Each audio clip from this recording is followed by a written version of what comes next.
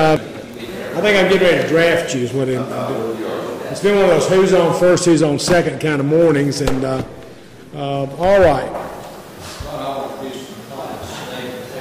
Mr. Tate.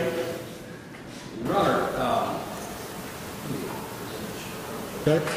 We're here on an emergency petition to appoint a temporary conservator, Mr.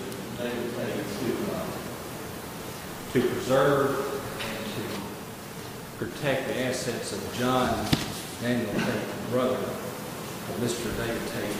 And I guess out of my entire practice, probate and other matters, I've never run across a very volatile, dangerous, climactic situation involving someone that has a substance abuse of this nature, where the family knows about it, but don't know which road to take, and not the road over here at the front court.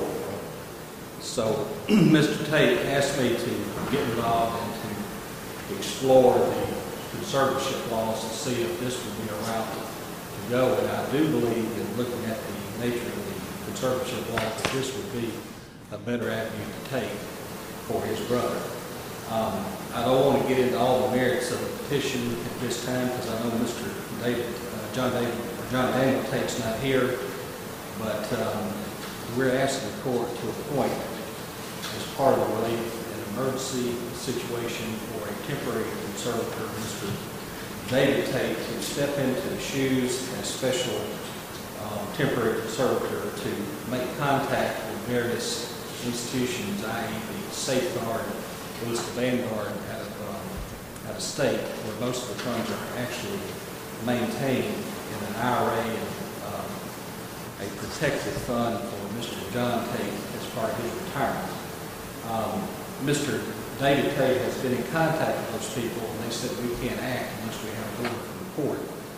And it's got to the situation where Mr. John Tate is using approximately $36,000 a month for his habit of crack cocaine. And I've talked to Mr. Stratton, the proposed guardian ad litem.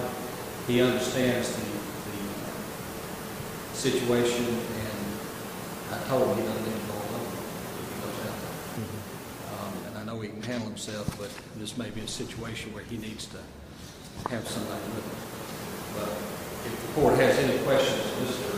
David Tate, you did file this petition last Friday. No. And no, I've read the sworn petition. It's obviously a very serious. I mean, all conservatorship cases are serious, and all of them are probably deserve and require the court's highest attention, if not its most immediate attention. But when I have a case where somebody circumstances are in this fashion, I'm not even hesitant to appoint a temporary conservator. I will tell you the real tragedy that I see in these cases, and I don't want to comment on them before I try it, but whenever we have an allegation of substance abuse that is the primary basis for somebody's mental health problem or lack of capacity problem, it always bedevils me because even the appointment of a conservator, even with the best intentions of the most loving and supportive family, oftentimes the goals that you're seeking aren't achievable.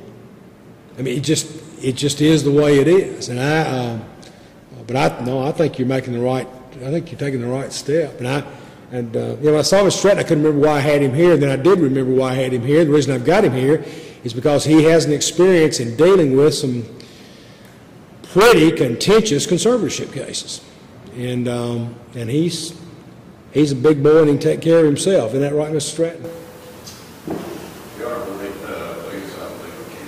I believe Kentucky. Well, that's it. He likes to remind me not only is he from Hermitage, before that he was from Kentucky, and that made him even uglier and meaner.